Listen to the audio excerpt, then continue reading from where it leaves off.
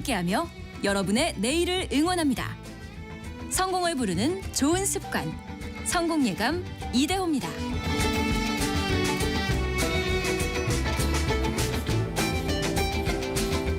성공예감 이대호입니다. 2부의 문을 열겠습니다. 벌써 10시 5분이 됐네요. 금요일 오전 10시 5분 함께해 주셔서 감사드리고요. 경제상식 퀴즈 정답 알려드릴 시간인데요. 정답은 시멘트였습니다. 시멘트.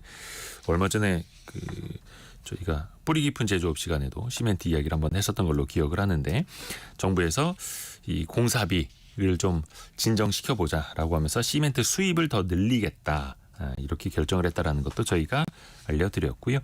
정답 많이들 보내주셨는데요. 김은수님, 한 포에 40kg이라고 알려주셨네요. 근데 시멘트가 이게 뭐라고 해야 됩니까? 같이 이제 담을 때, 포대에 담을 때 굉장히 이게 밀도가 높죠. 그래서 부피는 많이 안 커 보이는데 저게 40kg이야? 그랬다가 이제 잘못 들었다가 이제 허리를 다칠 수도 있습니다. 오윤정님, 어릴 때 시멘트 공사 참 많이 하셨다고 하네요. 담벼락 쌓을 때 시멘트로 메꾸었던 게 기억이 납니다. 그때는 셀프로 많이 했어요. 맞습니다. 예전에는 벽돌 같은 거 한 장 한 장 쌓아 올릴 때 시멘트 실제로 많이 썼었죠. 모래랑 물이랑 섞어서 그렇게 쓰기도 했었고. 4433님, 성공예감 이대호입니다. 애청자들이 시멘트가 굳어서 콘크리트가 되듯이 애청자로 넘어가고 있다고. 감사드립니다. 콘크리트 청취율 이런 거 좀 생겨야 되는데.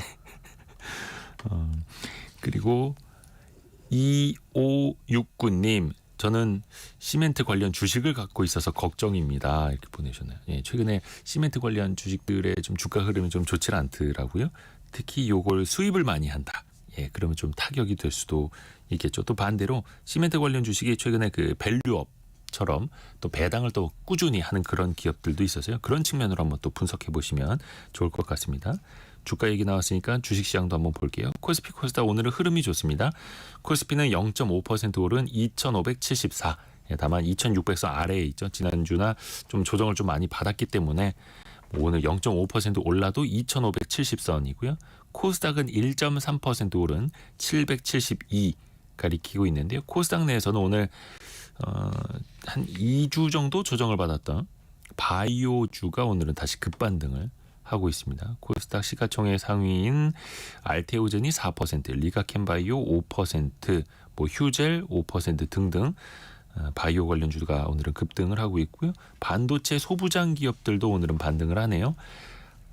코스피 내에서는 시총 2위인 SK 하이닉스가 2.8% 정도 반등을 하고요. 다만 삼성전자는 0.3% 강보합 정도입니다. 61,500원 정도로 역시 삼성전자는 최근에 계속해서 좀 부진한 흐름들이 이어지고 있습니다. 최근에 국제 유가가 좀 많이 올랐더라고요. 중동 전쟁이 좀 확산이 되면서 이스라엘이 이란의 어떤 그 원유 저장 창고나 원유 관련된 시설을 공격하면 어쩌나 이런 걱정들도 높아지고 있는데요. 이 중동 지역 사이에 국가들이 서로 미사일을 주고받고 있습니다. 근데 사실 그 미사일의 근본 기술이 또 로켓 관련이기도 하고요. 오늘은 우리가 그 기술적인 측면으로 한번 또 접근을 해서 배워보겠습니다. 뿌리 깊은 제조업. 숭실사이버대 환경안전공학과 교수이자 SF 소설가인 곽재식 작가와 함께합니다. 안녕하세요. 안녕하세요, 곽재식입니다.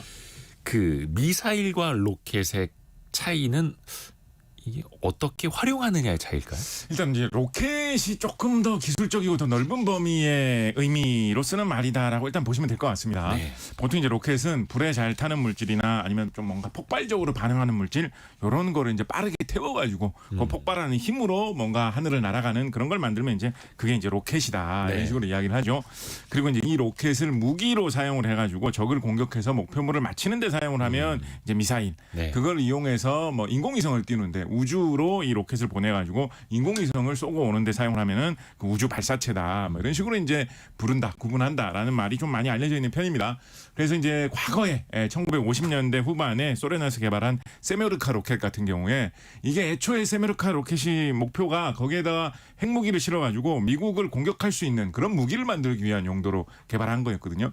그래서 이제 무기로 개발해서 사용을 했을 때는 뭐 세메르카 대륙간 탄도탄, 뭐 유럽 그러니까 소련의 중심지인 모스크바가 있는 유럽에서부터 쏘면 아메리카까지 날아간다라고 해서 대륙간 탄도 미사일 뭐 이런 식으로 불렀던 것이고 요거를 가지고 세계 최초의 인공위성을 올리는데 사용을 했는데 그렇게 개조해서 사용한 버전은 또 스푸트니크 우주 로켓 뭐 이런 식으로 이제 불리기도 했었던 거죠. 그래서 그게 이제 대체로 부르는 말인데 또 막상 이 용어들을 사용하는 현실을 보면 또 이상하게 예외가 좀 많이 있습니다. 예를 들어서 그냥 뭐 로켓이라고 하면 이렇게 뭐 같이 중립적인 단어고 약간 우주 발사체 용도로 더 많이 쓸 때 그때 로켓이라고 부르지 않는가 싶지만은 무기 중에서도 약간 이렇게 유도 기능이 좀 없다거나 네. 발사를 해가지고 방향을 바꾸는 기능 없이 그냥 쏜 대로 그 방향대로만 그대로 날아가는 무기면 특히 이제 우리나라에서는 그런 거는 그냥 로켓포 뭐 이런 식으로 부르는 경향이 있습니다. 예를 들어서 이제 영화 같은데 그런데 보면 뭐 탱크 같은 게 오면 이 군인들이 그거를 공격하기 위해 사용하는 흔히 이제 바주카포라고 부르는 네. 무기 있지 않습니까? 요 바주카포 같은 것도 아주 작은 소형 로켓을 짊어지고 사람이 쏘는 그런 무기거든요. 네. 이런 거는 이제 바주카 로켓 뭐 이런 식으로 이제 흔히 부르는 무기고요. 과거에 1960년대 미국에서 개발돼 가지고 우리나라에도 엄청 많이 보급되어서 사용되었던 무기로 M72라고 하는 거. 우리나라에서는 흔히 M66mm 뭐 로우 뭐 이런 식으로 부르는 그런 무기 있는데 네. 예비군 훈련 같은 데 가면 요즘도 이제 요 교육하는지 모르겠습니다만 뭐 얼마 전까지만 해도 가면 요거는 이제 일회용 무기다라고 해 가지고 포장 뜯고 한번 쏘고 바로 버리면 된다라는 식으로 이제 가르쳐 주는 그런 무기가 있었거든요. 그것도 뭐 차량이나 탱크 이런 게 나타나면 공격하는 무기라고 하면서 우리나라에 많이 사용되었던 무기고 아마 지금도 물자 자체는 많이 남아 있을 겁니다. 네. 이것도 사실은 좀 작은 로켓을 이용하는 그런 무기거든요. 그래서 만약에 여러분께서 혹시 나는 로켓을 정말 조종해 보고 싶다라고 하면 국내에서 이제 가장 빠른 길은 사실 이제 육군에 입대를 하셔가지고 이런 거를 좀 주특기로 해보고 싶다라고 하면 로켓을 이제 전문적으로 조종하는 뭐 이런 일을 할 수가 있겠다라고 이야기할 수 있는데. 요즘은 이제 로켓 기술이 계속 발달해가지고 이런 형태 말고도 뭐 차량에 달아가지고 쏘는 뭐 다연장 로켓 뭐 이런 식으로 좀 크게 발사하는 그런 로켓도 많이 나와 있고 그런 로켓이 계속 개량되다 보니까 다연장 로켓이라고 부르지만 과거에는 이제 로켓이 아니라고 미사일이라고 많이 불렀던 약간 이렇게 뭐 유도 기능도 좀 있고 그러니까 원하는 목표물을 찾아가는 기능, 날아가면서 방향을 좀 바꿀 수 있는 기능 이런 게 막 추가되고 있는데 네. 또 미사일이라고 안 부르고 로켓이라고 부르는 약간 이런 경향도 좀 생기고 있거든요. 그 예외가 좀 등장하면서 말이 좀 의미가 좀 애매해지고 있다 이런 예. 경향도 좀 있고요. 미사일 중에서도 이제 로켓인데 이제 공격용으로 쓰면 이제 미사일이다 간단하게 말씀을 드렸는데. 네. 미사일 중에서도 주로 이제 순항 미사일이라고 하는 거 미사일이지만 약간 낮은 속도로 좀 정밀하게 움직이면서 쭉 날아가는 그런 미사일 순항 미사일 같은 경우에 아주 정교하게 정확하게 목표물을 맞출 수 있다라고 해가지고 여러 용도로 지금 많이 활용되고 있는 무기인데요. 순항 미사일 같은 경우에는 엔진을 이제 비행기처럼 제트 엔진을 탑재해 놓은 경우가 많이 있거든요. 네. 그래서 보통 제트 엔진을 로켓이라고 부르지는 않습니다.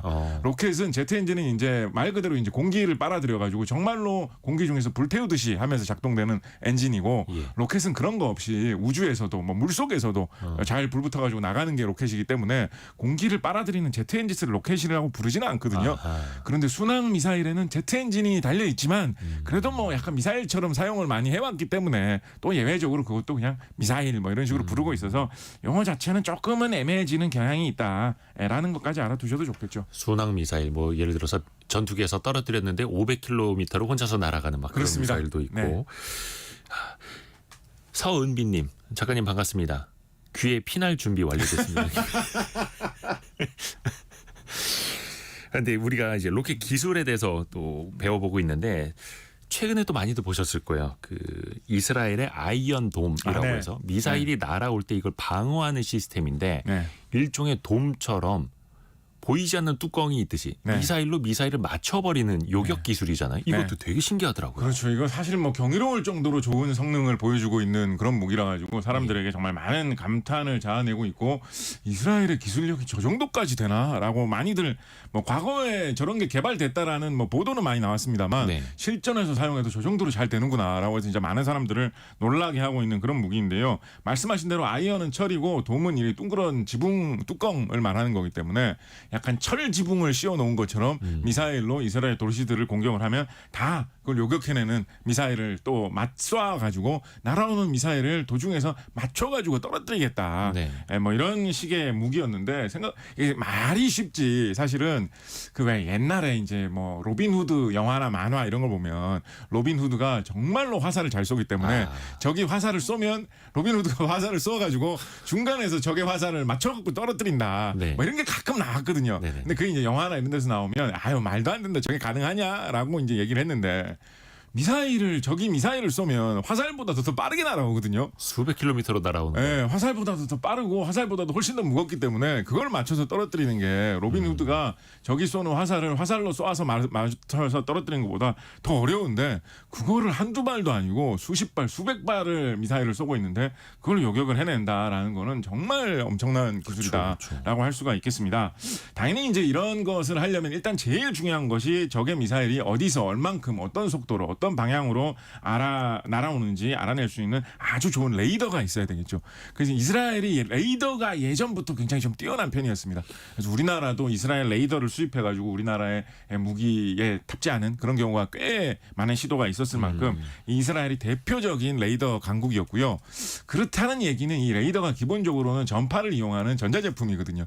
그래서 전자산업, IT 산업의 기초 체력이 상당히 강하다라는 것도 좀 방증할 수 있는 그런 부품이 아이언돔에서도 들어가 있다라는 생각해 볼 수 있겠죠.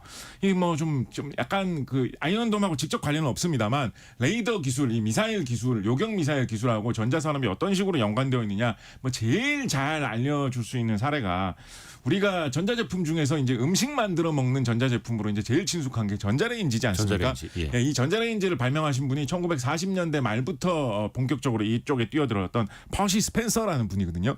근데 이 퍼시 스펜서라는 이분이 사실은 미국 해군 출신으로 이 해군에서 통신병 이런 전파 관련 기술을 하시다가 사실은 무기 회사에 취직을 하셔가지고 예. 그 무기 회사에서 레이더 만드는 부서에서 일하시던 분이거든요. 근데 레이더를 만들기 위해서 레이더로 이것저것 실험을 하다 보니까 특정한 전파를 강하게 쪼여주면 자신이 이제 간식으로 들고 다니고 있던 약간 그 땅콩바 같은 거 있죠. 네. 뭐 누가 땅콩 초코바 같은 그런 거 있지 않습니까? 예, 초콜릿 같은 거. 그거를 이제 주머니 같은 데 넣고 다니면서 이제 간식으로 먹으려고 했는데 레이더 부품으로 실험을 하다 보니까 그게 다 녹아가지고 뜨끈해진 걸 보고 이거 왜 바지도 엉망되고 이거 부인한테 혼나겠구나 막 이런 생각을 했었는데 이거를 역으로 이용을 해가지고 음식을 만드는데 활용할 수 있지 않을까라는 아이디어를 내가지고 실제로 이분이 처음으로 보통 이제 전자레인지로 뭐 만들어 먹으면 제일 좀 신기하냐면 팝콘 만들어 먹어보면 제일 신기하거든요. 네네네. 그리고 실제로 팝콘을 제일 먼저 튀겨봤대요.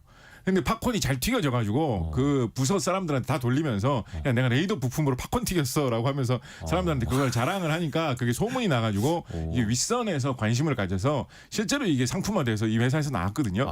이 회사가 과거에 이제 이런 적의 미사일을 만든 막는 요격 미사일이라고 하면 패트리어트 미사일 굉장히 유명했잖아요. 그렇죠. 이 회사가 이제 패트리어트 만드는 회사로 상당히 유명했었는데 그래서 이 회사는 한때 우리 회사의 주 제품은 패트리어트 미사일하고 전자레인지입니다라고 소개할 수 있는 그런 확실하네요. 그런 아주 특이한 회사였던 적도 있을 만큼 이 전자산업하고 레이더 기술이 되게 가까운 관계에 있는데 이스라엘도 그런 쪽의 기술을 잘 발달시켜가지고 아이언돔 뭐 이런 무기를 개발해서 운영을 할 수 있었을 것이다라고 이야기를 해볼 수가 있을 것이고요.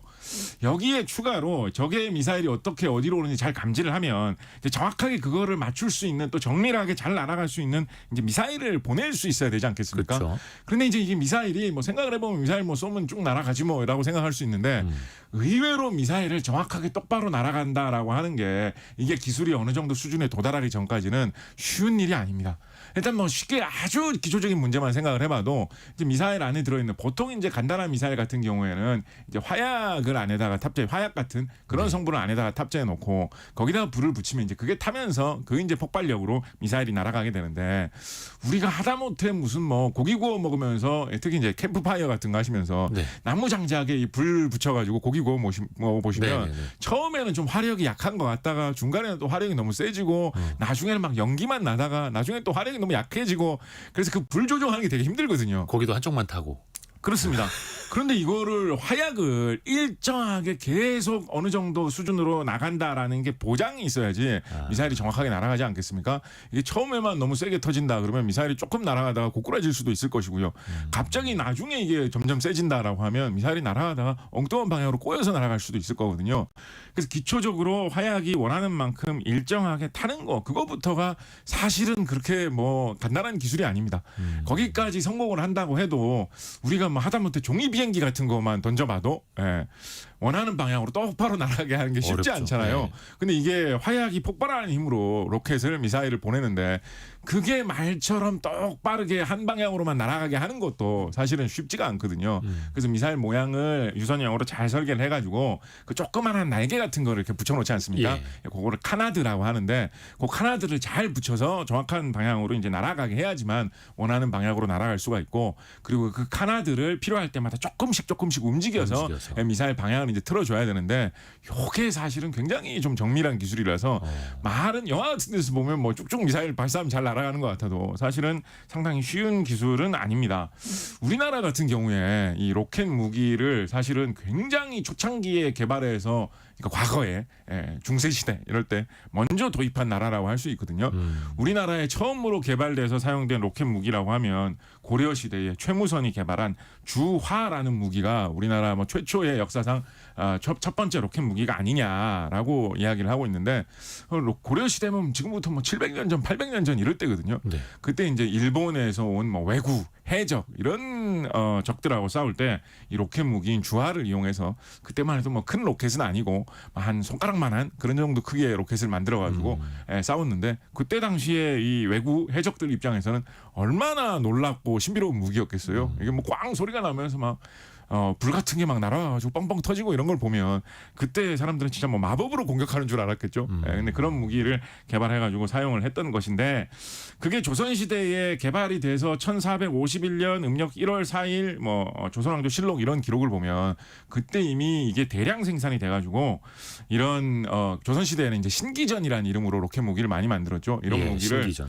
이런 무기를 많이 뭐 영화로도 나오고 해서 좀 맞아요. 친숙한 이름입니다만 신기전을 뭐 많이 생산해서 이제 일선 부대에 배치를 해라 이런 명령을 내리는 장면이 있는데 조선시대 1451년이면 600년 전이지 않습니까? 네. 이 600년 전에 이런 로켓 무기를 몇 발을 만들어서 배치를 해라라고 임금님이 명령하시는지 아십니까? 몇 발이나 됐을까요? 3,000발을 만들어서 배치를 해라 뭐 이런 식으로 명령을 합니다. 거의 비처럼 쏟아지죠. 네, 그러니까 사실은 600년 전에 로켓 무기를 3,000발을 대량 생산을 해가지고 배치할 수 있는 나라 그때 당시 전 세계에 몇 나라 없었을 거거든요. 그래서 어떻게 보면 이제 로켓 기술이 우리나라 약간 뭐 원조 내지는 원조에서 한 두세 번째라고 할 만큼 한때는 되게 발달됐었던 나라였는데 그때만 하더라도 신기전을 쏘면 정확하게 한 방향으로 똑바로 날아가서 맞는다라는 보장이 별로 없어가지고 지금처럼 미사일로 정확하게 겨냥을 해서 맞춘다라는 개념보다는 대량으로 발사를 해가지고 적이 모여있는 곳에 수십 발 수백 발을 쏘면 하여튼 뭐 다 맞겠지라는 방식으로 사용을 하든지 아니면 주로 이제 신호탄 용도로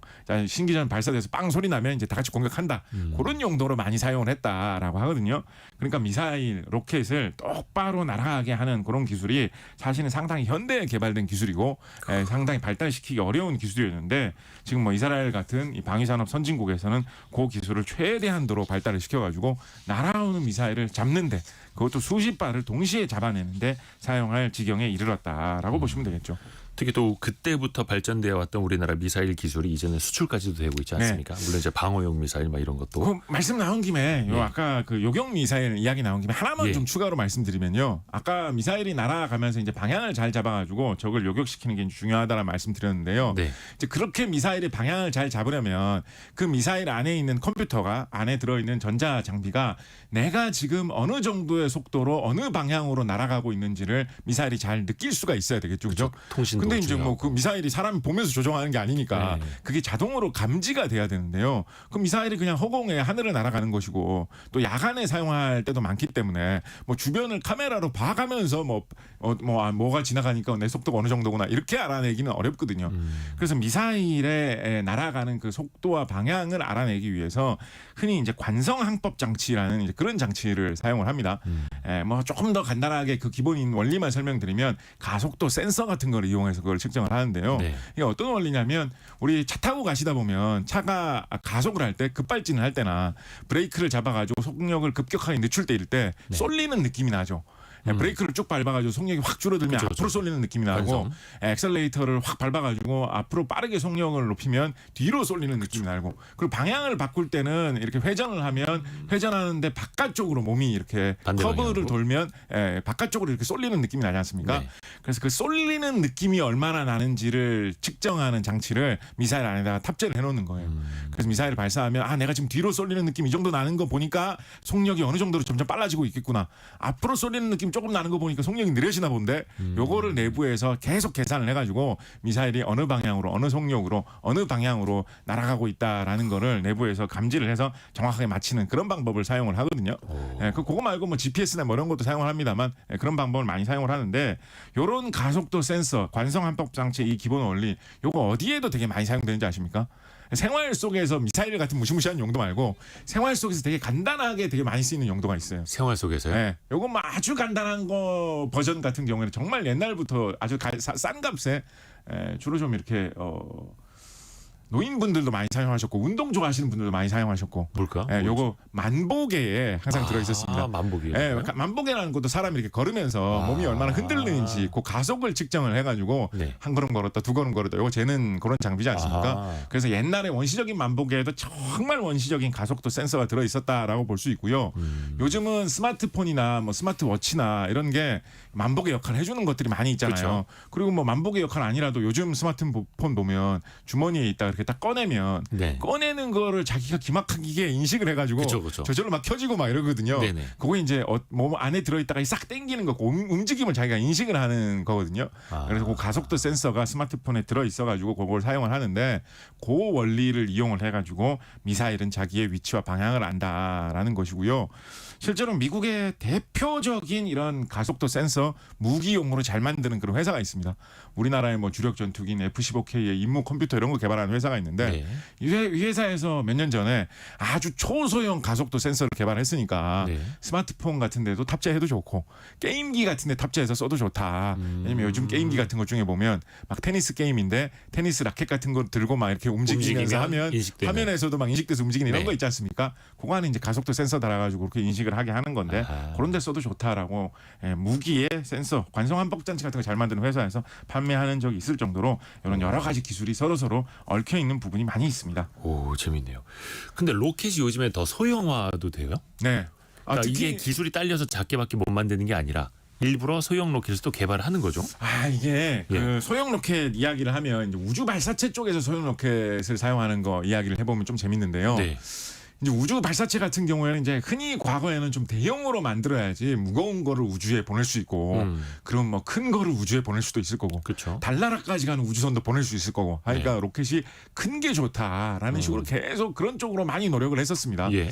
그런데 이제 이게 뭐 산업적인 부분만 하나 말씀드리면 이게 이제 어떤 부분이 생겼냐고 하면 미국에서 개발된 펠컨 9, 펠컨 9호라는 이 로켓이 너무너무 큰 로켓치고는 그렇죠. 성능이 좋아가지고 예. 다른 데가 되게 경쟁이 어려워진 이런 좀 이상한 문제 아닌 문제가 발생을 했습니다. 네. 우주에 뭔가를 보낸다는 입장에서 생각을 해보면 싸게 무거운 거를 쉽게 보낼 수 있으니까 좋은 건데 이 비슷한 우주 발사체 개발하는 데서 생각을 해보면 너무나 압도적인 경쟁자가 등장을 해버린 거죠.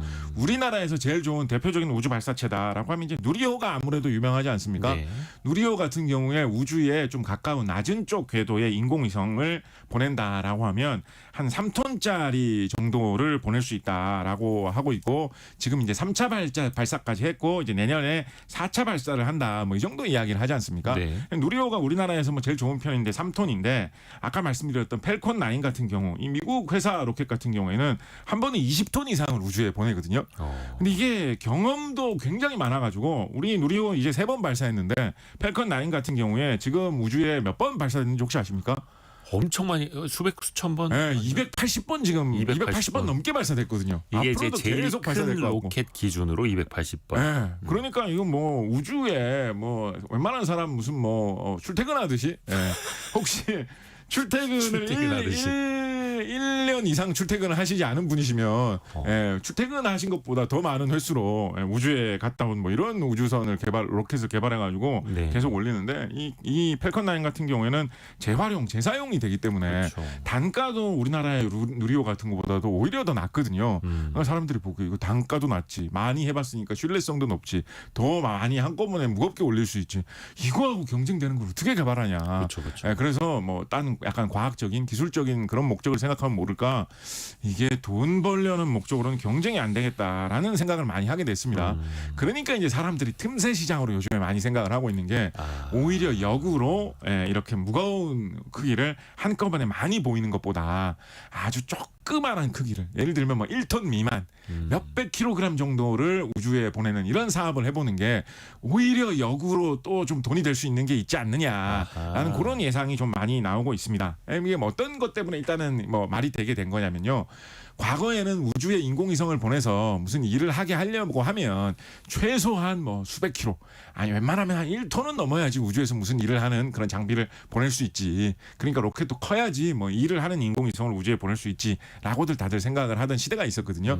근데 IT 산업이 되게 발달하면서 과거에는 큰 컴퓨터가 하던 일을 지금은 조그마한 스마트폰이 할 수 있는 시대가 됐잖아요. 네. 그러니까 크기가 작은 인공위성을 우주에 보내도 꽤 쓸만하고 효율이 좋은 그런 시대가 된 것입니다. 실제로 누리호 3호에 탑재돼가지고 우주에 나갔던 3차 발사 때 나갔던 우리나라에서 우주에 있는 방사선을 측정을 하는 도요색 같은 인공위성 같은 경우에 무게가 10kg 조금 넘거든요. 네. 그래서 그냥 조그마한 컴퓨터 본체만한 크기인데 그게 인공위성으로 우주에 나가지고 돌아가면서 작업을 할 수 있는, 성공적으로 좀 운영이 되고 있는 편이거든요. 네. 그런 게 나온 걸 보면 뭐 그렇게 몇 톤짜리씩 우주에 보내는 게 아니라 한 100kg, 뭐 수십 킬로그램 보내는 그런 로켓도 쓸만하지 않느냐라는 이야기가 나오기 시작했고요. 또 한 가지는 이제 적시성이라고 해가지고 네. 펠컨 9 같은 경우에 싸기는 한데 한 번에 20톤 이상을 보낼 수 있는 로켓이니까 여기에 인공위성을 보내려면 20톤치가 쌓일 때까지 기다렸다가 발사를 하거든요. 가득 채워가야죠. 네, 그래서 우리나라에서 500kg짜리 인공위성을 보내달라.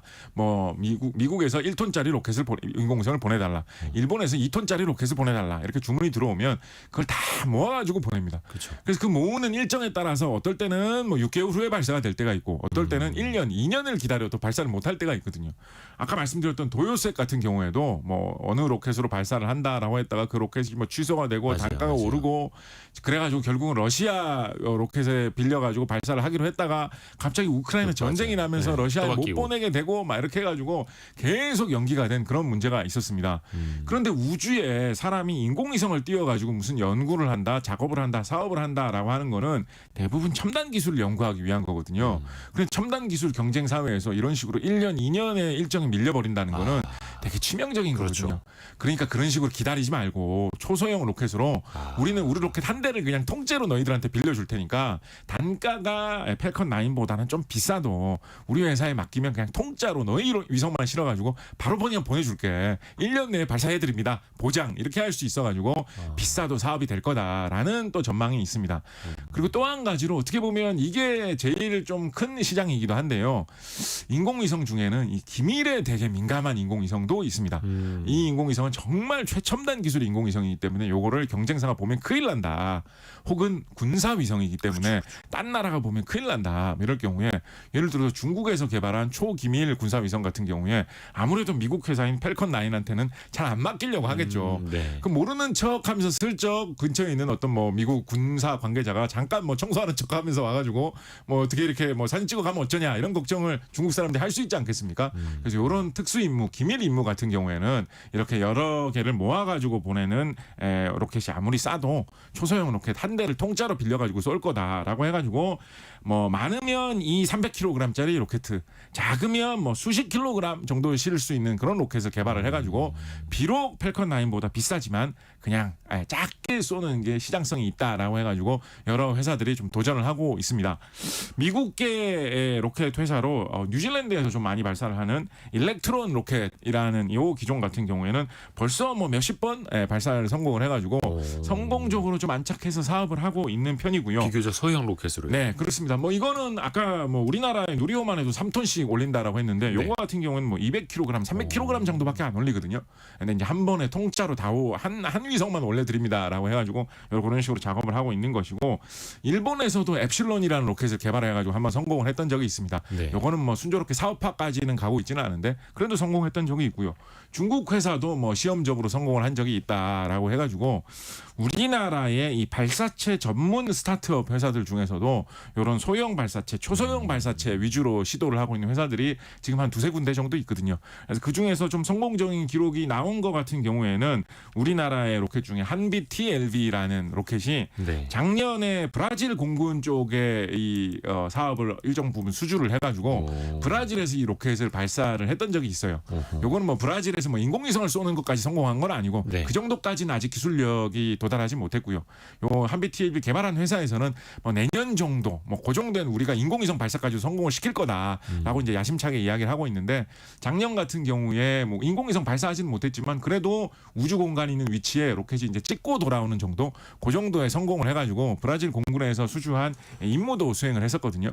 그 브라질 공군에서 아까 말씀드렸던 이 관성 함법 장치를 개발하는 그런 거를 시험을 하기를 원했는데 예. 그거는 이제 우주에서 로켓에 실어가지고 실험을 하고 싶어 했으니까 이 한빛 TLV 이 한국산 로켓에다가 실어가지고 보내는 뭐 이런 식으로 사업을 했던 거죠. 그래서 그런 사례도 있고 한 거를 보면 이 소형 로켓, 초소형 로켓 시장도 어느 정도는 수요가 있을 것이고 얼마나 커나갈지 한번 관심은 가져볼 만하다라는 이야기는 해볼 수 있겠죠. 거의 뭐 특등, 우등 버스 기다리는 게 아니라 나만의 어떤 택시를 타고 우주로 가고 싶다. 그런 이제 맞춤형 수요들이 있을 테니까요. 딱 그런 식으로 비유를 많이 하십니다. 네. 펠컨 9 거기는 최근에 그 뜨고 있는 일론 머스크가 만든 회사잖아요. 그렇습니다. 거기랑은 네. 또 이제 경쟁 자체가 너무 힘드니까 네. 다른 시장으로 가는 거네요. 그 3D 프린터로 로켓을 만들 수도 있어요? 그렇습니다. 3D 프린터가 나왔을 때 사실은 이 로켓이나 이런 특수한 그런 군 장비 이런 거 만드는 회사 쪽에서 좀 주목을 많이 받았습니다. 네. 3D 프린터라는 거는 이제 프린터로 출력을 하듯이 찍듯이 컴퓨터로 그렇죠. 도면을 넣어가지고 인쇄를 하면 그 물체를 그대로 만들어주는 자동으로 만들어주는 그런 장비지 않습니까? 네. 그렇다 보니까 이거를 모양을 여러 가지를 자유자재로 내가 원하는 모양대로 만드는데 좀 유리를 하죠. 단가는 대량 생산하는 거에 비해서는 좀 비싸지만 그렇다 보니까 다품종 소량 생산하는 그런 분야 여러 가지 모양을 다양하게 만들어내야 되지만 하나를 많이 찍어낼 필요는 없는 분야에서 많이 주목을 받았습니다. 그래서 뭐 3D 프린터 이런 거 시연하는데 이런 데 가보시면 이제 제일 많이 하는 게 무슨 뭐 사람 얼굴 여러분 얼굴 모습 그대로 네네. 인형처럼 만들어 드려요. 뭐 이런 식으로 사진 이제 찍어가지고. 그런 예. 거 많이 하죠. 사람 얼굴은 저마다 다 다르게 생겼기 때문에 서로 다른 모양을 하나씩만 만드는 데는 3D 프린터가 좋다라고 해가지고 그래서 생각을 해보면 로켓이라는 것도 뭐 그렇게 엄청나게 대량 생산을 해가지고 쓰는 그런 뭐 시장통에 가면 뭐 로켓이 쌓여 있고 이런 거 아니지 않습니까? 네. 그러니까 가끔 뭐 한 대씩 만들어야 되고 만들 때마다 누가 주문을 하느냐에 따라서 그렇죠. 안에 뭐 내용이나 성능이 좀 바뀌어야 될 때도 많고 그런 거거든요.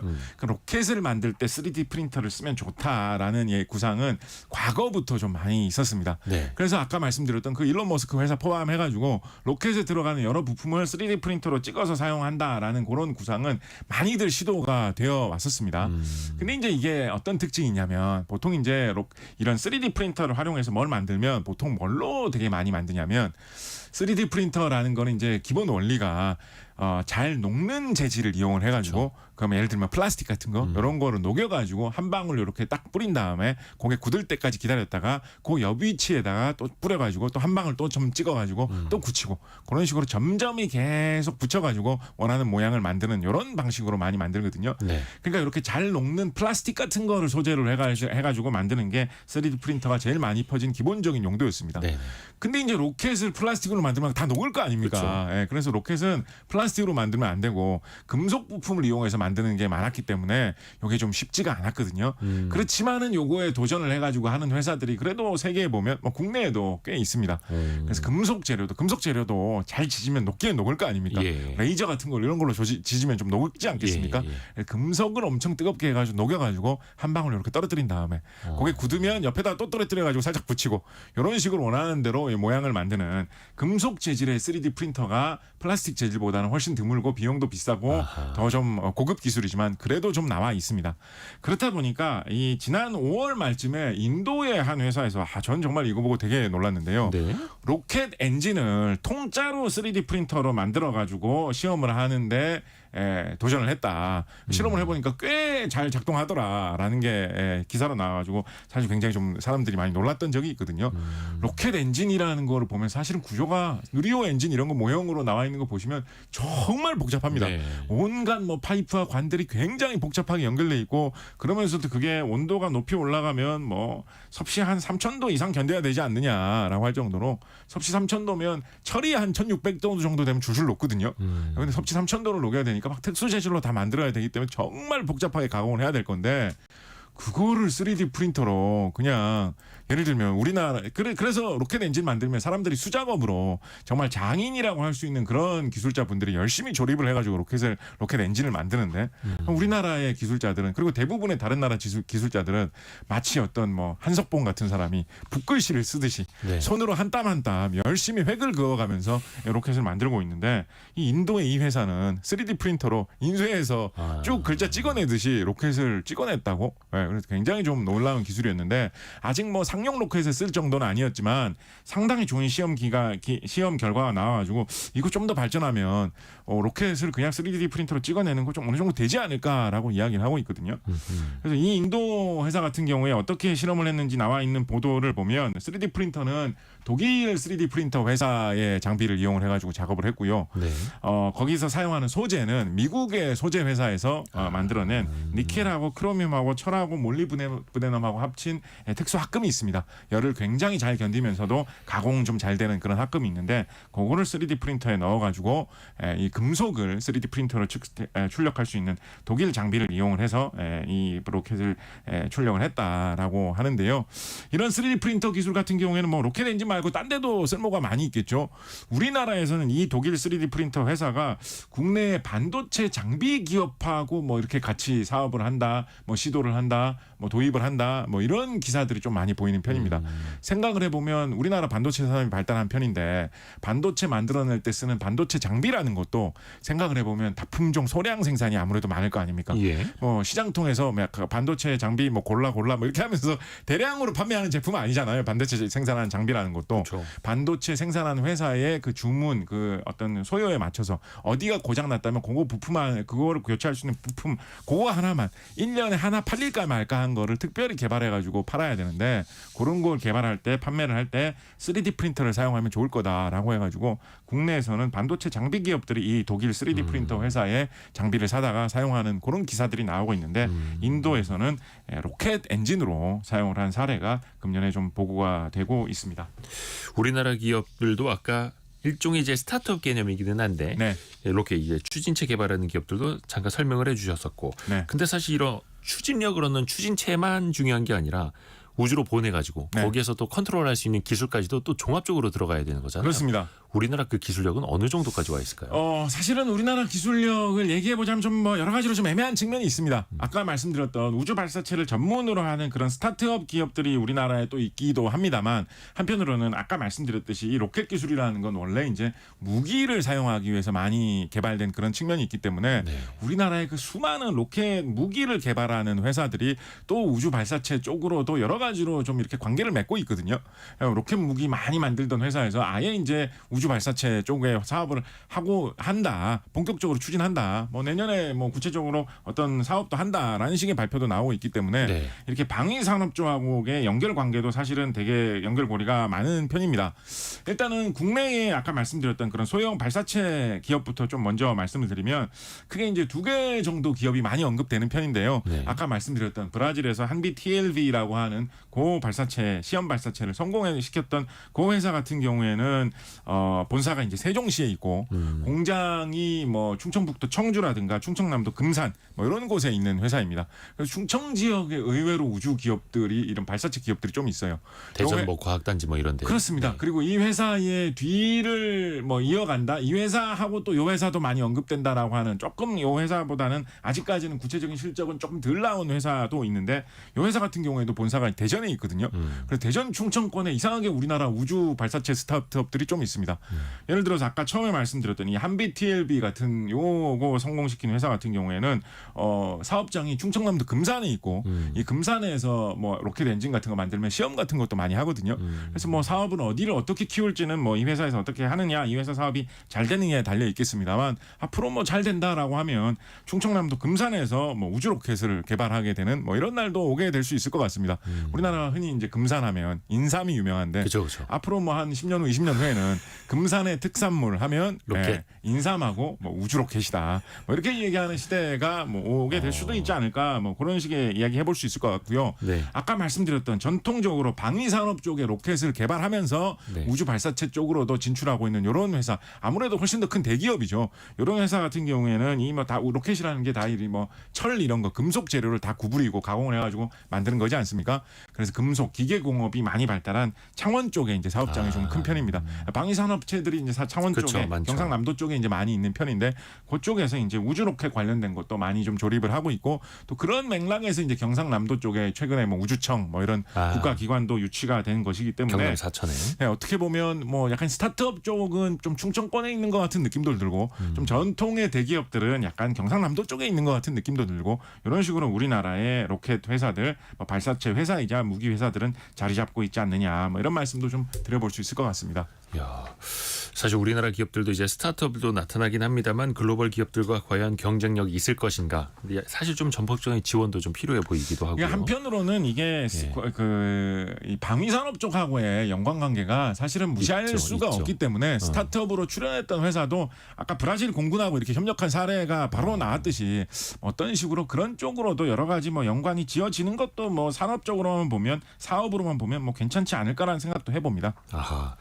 그렇죠. 우리나라 요즘 방산 산업도 수출 많이 늘어나갔고 네. 또 효자 산업이 되고 있는데 이런 추진체 기술도 계속해서 더 많이 발전하기 바라겠고요. 6409님 흥미진진 그 자체입니다. 이렇게 보내주셨고요. 아까 그리고 서수현님 귀에서 피나 하신다고 애기 밥 먹이면서 들어요. 예, 늘 잘 듣고 있습니다. 근데 아기가 밥을 잘 먹었는지 씩씩하게 먹었을 겁니다. 항상 재미있게 여러 가지 기술을 또 이야기해주고 계시는 곽재식 작가와 함께했습니다. 벌써 시간이 다 됐습니다. 고맙습니다. 감사합니다. 라디오 정보센터 다녀옵니다. 여야는 오늘 본회의를 열어 윤석열 대통령이 제2요구권, 즉 거부권을 행사한 이른바 김건희 여사 특검법과 해병대원 특검법, 지역화폐법에 대한 재표결을 실시합니다. 북한이 이틀 만에 다시 쓰레기 풍선 추정 물체를 날려보내고 있습니다. 합동참모본부는 풍선이 경기 북부와 수도권으로 이동할 수 있다며 주의를 당부했습니다.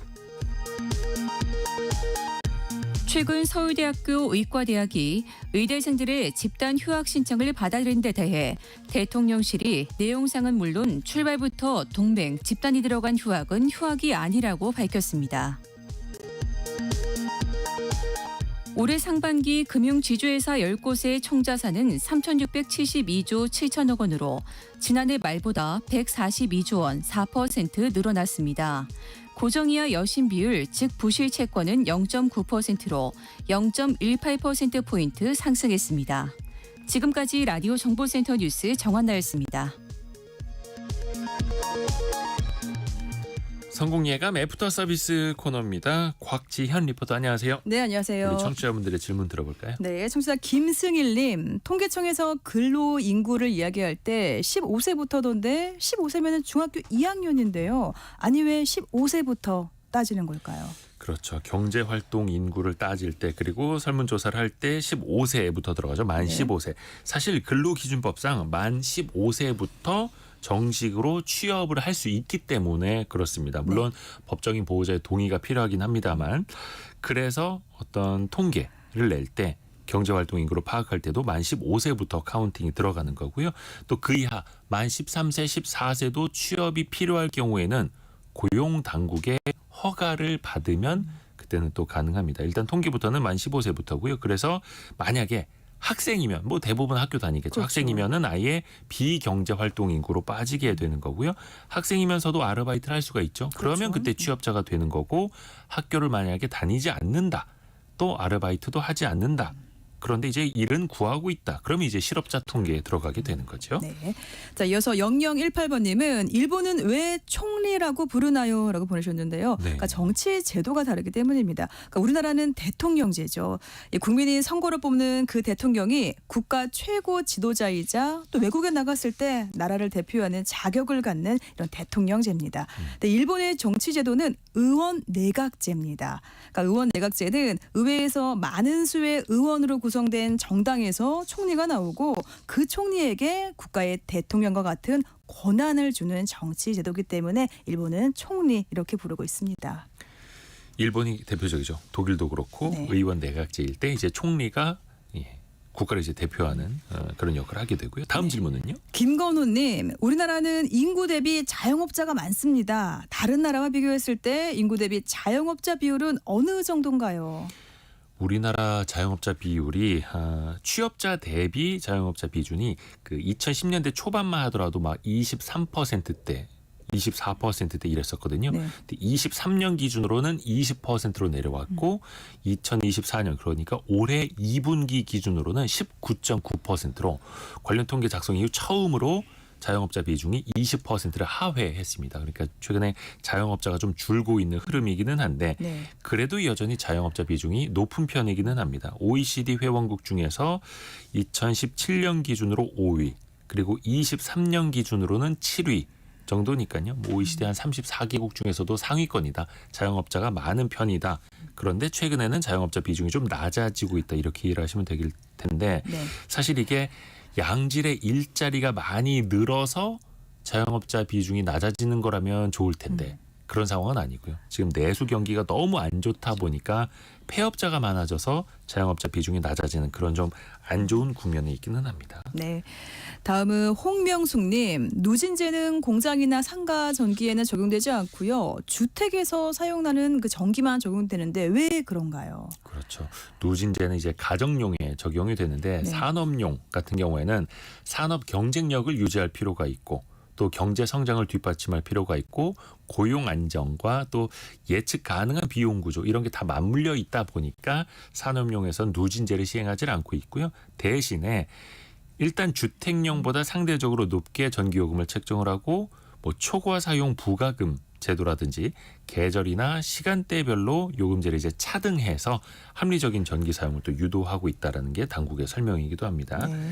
곽지현 리포터 함께했습니다. 고맙습니다. 네, 고맙습니다. 오늘 금요일 맞죠? 내일은 토요일이고요. 예. 한 주간 그 사이에 휴일이 좀 있다 보니까 요일이 헷갈리기도 합니다. 퐁당퐁당. 이제 퐁당퐁당 휴일도 거의 끝나가고요.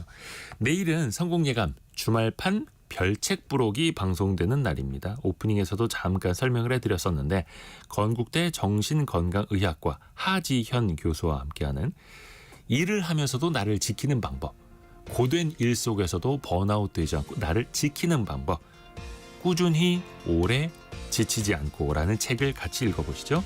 일라디오 그리고 유튜브를 통해서 함께 만나시죠. 내일 다시 뵙겠습니다. 성공예감은 오늘도 여러분을 응원합니다.